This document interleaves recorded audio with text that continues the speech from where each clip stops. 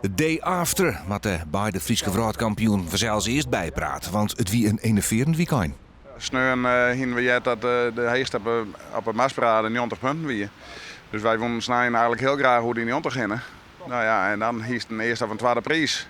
En het tweede hier al heel mooi west. We hebben 2 keer redden west, dus nou zijn waar we nou tweede worden. Maar ja, eerste is natuurlijk nog mooier. Daar eerst voor. En ja, die ontlading weer heel groot.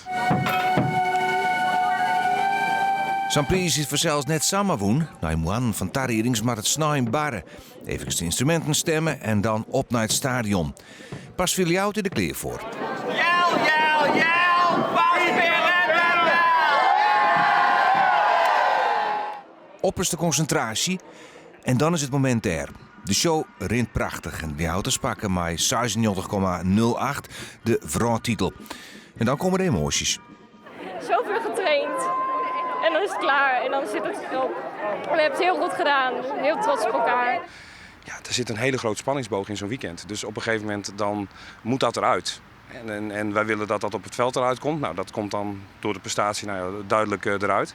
Ja, en daarna moeten de emoties weg. En dan staat iedereen hoor. Ik bedoel, ik had gelukkig mijn zonnebril op. Maar dan staat iedereen vreselijk te janken daarachter. En dat is gewoon puur de spanning die eruit komt. Opluchting dat het achter de rug is. En ook het gevoel dat het gewoon heel goed gegaan is. Zijn titel is net alleen nog gewichtig op het die zelfs, maar ik voor letters, weten ze in Stiens. Ja, als je seniorenkorps het goed doet, dan heb je van de jeugd ook wat te bieden natuurlijk. En dat is juist nou, we staan 4 jaar in lijn met een lietse 30 man op het veld. En we nou maar 40 man, dus er zit gewoon groei in nog. Wils dat heel vaak juist dat het achteruit rent.